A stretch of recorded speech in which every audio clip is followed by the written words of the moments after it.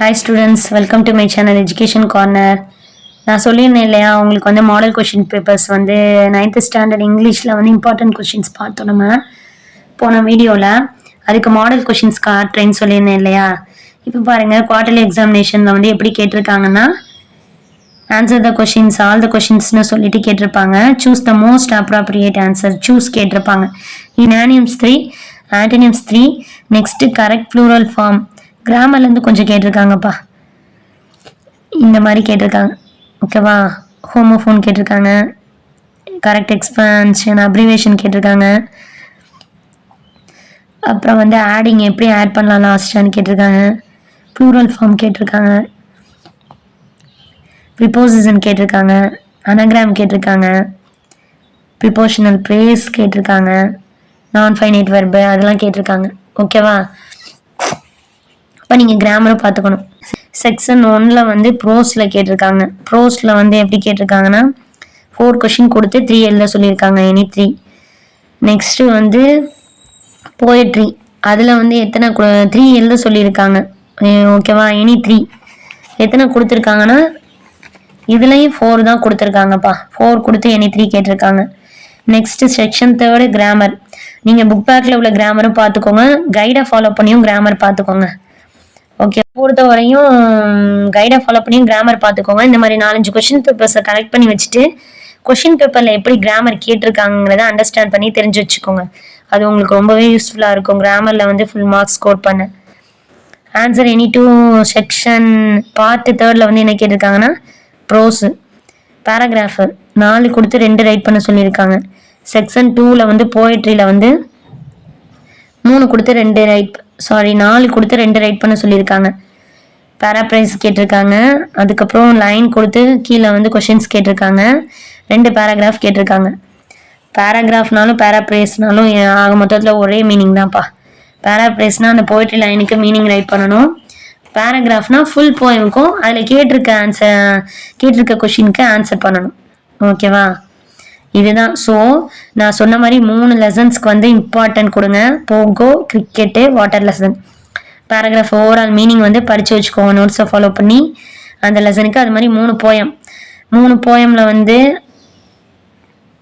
நீங்கள் அவசியம் இந்த ஸ்பைடர் போயமு, ஃபஸ்ட்டு போயமு, அதுக்கப்புறம் 3rd போயம், இது 3ஐயும் நீங்கள் வந்து பேராகிராஃப் வந்து ஓவரால் மீனிங் வந்து தெரிஞ்சு வச்சுட்டீங்கன்னாவே நீங்கள் கட்டாயம் பேராகிராஃப் அட்டன் பண்ணிடலாம், போயம் கொஷின் ஆன்சர்ஸ் அட்டன் பண்ணிடலாம். சப்ளிமெண்ட்ரி ரீடரில் எப்படி கேட்டிருக்காங்க பாருங்களேன். ரீஅரேஞ்ச் த ஃபாலோயிங் சென்டென்சஸ் ஓகேவா. இது நான் சொன்னேன் இல்லையா, புக் பேக்லேருந்து கேட்க மாட்டாங்க, நோட்ஸையும் ஃபாலோ பண்ணுங்கள். ஒவ்வொரு சப்ளிமெண்ட்ரிக்கும் நீங்கள் ஓவரால் மீனிங் தெரிஞ்சு வச்சுக்கோங்க.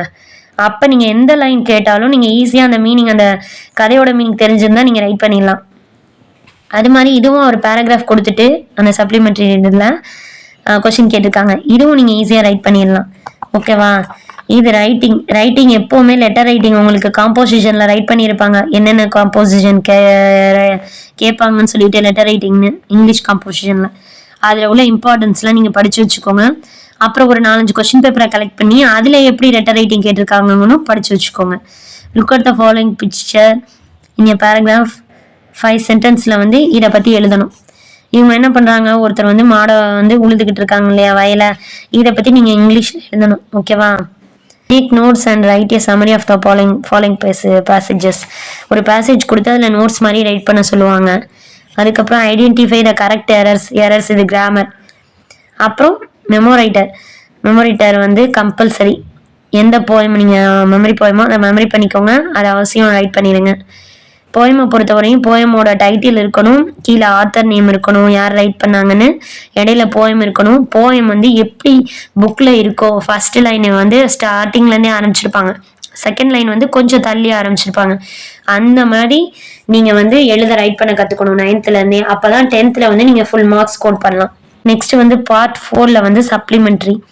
இதில் வந்து ரைட் ஏ பேராகிராஃப் அபவுட். இப்போ ஒரு இதை வந்து கதையை வந்து சுருக்கமாக கொடுத்துட்டாங்க, இடையில நிறையா கிராமர்ஸு வேர்ட்ஸ் எல்லாம் எடுத்துட்டாங்க, அதெல்லாம் நீங்கள் போட்டு ரைட் பண்ணும்.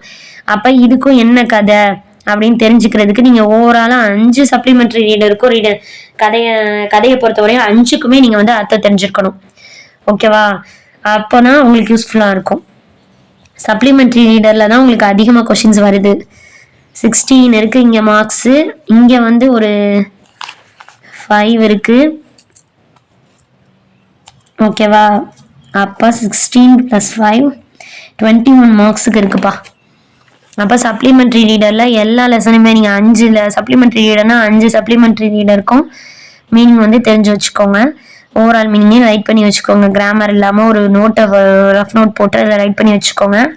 அதுலேருந்து எப்படி கேட்பாங்க, டெவலப்பிங்ஸ் எப்படி கேட்பாங்க, காம்ப்ரிஹென்ஷன் கொஸ்டின்ஸ் எப்படி கேட்பாங்க, ரீஅரேஞ்ச் த சென்டென்சஸ் எப்படி கேட்க வாய்ப்பு இருக்குது, எது ஃபஸ்ட்டு நடந்துச்சு, எது லாஸ்ட்டு, எது இடையில அப்படின்னு சொல்லி நீங்கள் எல்லாம் தெரிஞ்சு வச்சுக்கோங்க. இடையில நடந்த நிகழ்ச்சி எல்லாம். ஓகேவா? நெக்ஸ்ட் வந்து read the following paragraph and answer the questions given below. இதை நீங்கள் ஈஸியாக அட்டன் பண்ணிடலாம். இதுலேருந்து கேட்குறாங்க, நீங்கள் இதில் எந்த லைனில் ஆன்சருங்கிறத மட்டும் நீங்கள் அந்த லைனை அப்படி எழுதி வச்சாலே அவங்களுக்கு தெரிஞ்ச விஷயம் இருந்துச்சுனாவே உங்களுக்கு ஃபுல் மார்க்ஸ் ஸ்கோர் ஆயிடும். ஓகேவா? Where is the Amazonian rain forest situated? எங்கே இருக்குன்னு கேட்டிருக்காங்க. அப்போ எங்கே இருக்குது? Rain forest in Brazil. ஓகேவா? இந்த லைனை அப்படி நீங்கள் எழுதிட்டாங்கவே உங்களுக்கு 4 மார்க். இப்போ செகண்ட் கொஸ்டின் பாருங்க. வாட் இஸ் த டோட்டல் ஏரியாங்கிறப்ப ஏரியா வந்து இந்த டோட்டல் ஏரியா இஸ் இதுதான். இந்த லைனில் ஆன்சர் இருக்குது. அப்போ நீங்கள் இந்த லைன் எழுதலாம். இது ஈஸிப்பா, இதை அட்டன் பண்ணிடலாம் நீங்கள். அதுக்கப்புறம் இது இல்லாட்டி read the following passage and answer the questions given below. இது வந்து புக்கில் வந்து பின்னாடி ஒரு போயம் முடிஞ்சதும் எக்ஸ்ட்ரா ஒரு போயம் இருக்குது. ஆனால் அதில் எந்த கொஷின்ஸும் கேட்டிருக்க மாட்டாங்க.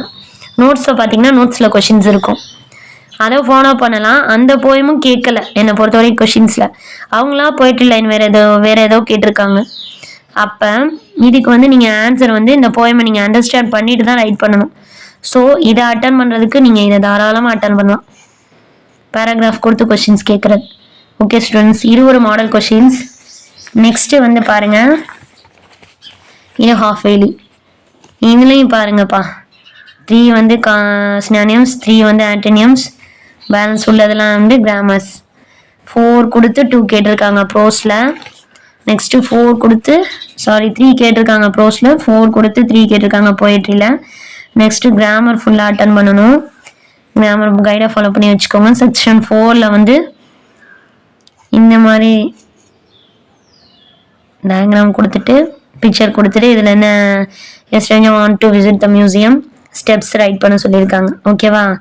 நெக்ஸ்ட் வந்து பார்ட் 3ல் வந்து ப்ரோஸில் வந்து 4 கொடுத்து 2 ரைட் பண்ண சொல்லுவாங்க, 5 மார்க்ஸ். போயட்ரியில் வந்து 2 பேராகிராஃப் கொடுப்பாங்க, 1 வந்து பேராப்ரைஸ் கொடுப்பாங்க, 1 வந்து போயட்ரி லைன் கொடுத்து கொஷின்ஸ் கேட்பாங்க. ஓகேவா?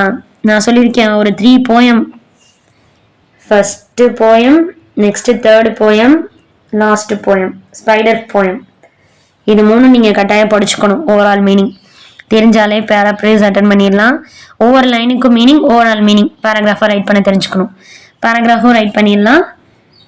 Read the following stanza, answer the கொஷின்ஸும் ரைட் பண்ணலாம். பாருங்கள், ஸ்பைடர் கேட்டிருக்காங்க. நெக்ஸ்ட் வந்து ஆங்கர்னு ஒரு லெசன் இருக்கும் இல்லையா, போயம்.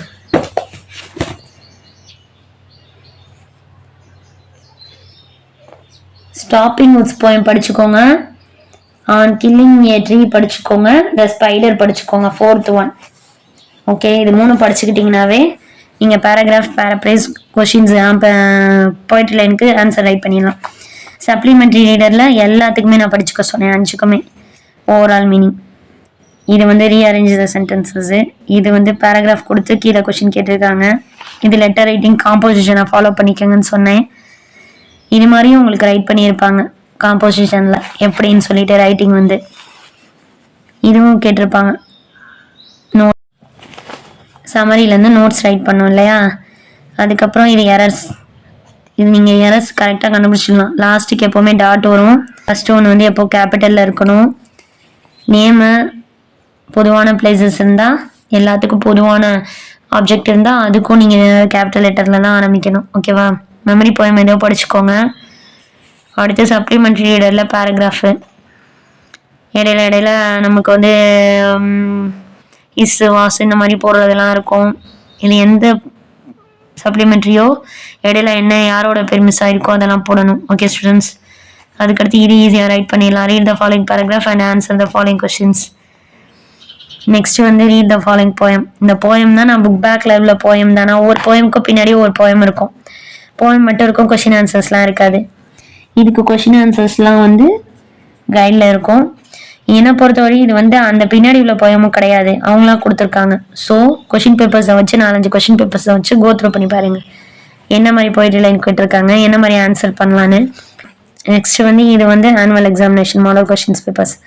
இதுலேயும் பார்த்தீங்கன்னா ஸ்னானியம்ஸ் ஆன்டனியம்ஸ் பேலன்ஸ் 6, பேலன்ஸ் உள்ளதெல்லாம் கிராமர்ஸ். 4 கொடுத்து ப்ரோஸில் வந்து 3 கேட்டிருக்காங்க, 4 கொடுத்து போயட்ரியில் வந்து 3 கேட்பாங்க.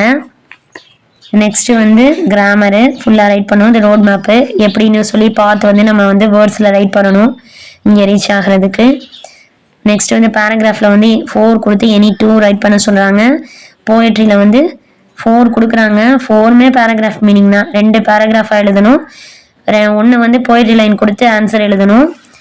நெக்ஸ்ட்டு வந்து பேராப்ரைஸ் ரைட் பண்ணணும், போயட்ரி லைன் அந்த ஸ்டான்ஸாவுக்கு மீனிங் ரைட் பண்ணணும். ஸோ போயமுக்கு வந்து ஒரு 3 போயமுக்கு மிஸ் பண்ணாமல் பேராகிராஃப் மீனிங் வந்து ஃபுல் அண்ட் ஃபுல் மீனிங் வந்து பேராகிராஃபாக ரைட் பண்ணி வச்சுக்கோங்க ரஃப் நோட்டில். சப்ளிமெண்ட்ரி ரீடருக்கு 5 சப்ளிமெண்ட்ரி ரீடர் இருக்கும். ஸ்டார்டிங்லேருந்து எண்டிங் வரையும் என்ன நடந்துச்சுன்னு ஷார்ட் அண்ட் ஸ்வீட்டாக பேராகிராஃபாக ரைட் பண்ணி வச்சுக்கோங்க கைடோட உதவியோட, சரியா? அது இருந்தால் இந்த 2ம் அட்டன் பண்ணிடலாம் ஸ்டூடெண்ட்ஸ். நெக்ஸ்ட் லெட்டர் ரைட்டிங்க்கு வந்து உங்களுக்கு வந்து மாடல் லெட்டர் ரைட்டிங் எல்லாம் இங்கிலீஷ் காம்போசிஷனில் ரைட் பண்ணியிருப்பாங்க. உங்கள் மிஸ்டர் நீங்கள் கேளுங்க, இந்த மாதிரி கொஷின்ஸ் பேப்பர்ஸை எடுத்துகிட்டு போயும் இந்த கொஷின் பேப்பர்ஸில் நீங்கள் உங்கள் காம்போசிஷனில் இல்லாதது வந்திருந்தாலும் இதுக்கும் நீங்கள் எங்களுக்கு ஆன்சர் சொல்லிக் கொடுங்க மிஸ்ன்னு கேளுங்க, சொல்லிக் கொடுப்பாங்க. ஓகேவா ஸ்டூடெண்ட்ஸ்? அப்போது இந்த மாதிரி உள்ளதுக்கும் நீங்கள் வந்து காம்போசிஷனில் ரைட் பண்ணி வச்சுக்கோங்க கேட்டு, இல்லை ரஃப் நோட்லேயோ கொஷின் பேப்பர்ஸை கோத்ரூ பண்ணி ரைட் பண்ணி வச்சுக்கோங்க, யூஸ்ஃபுல்லாக இருக்கும். ஓகே,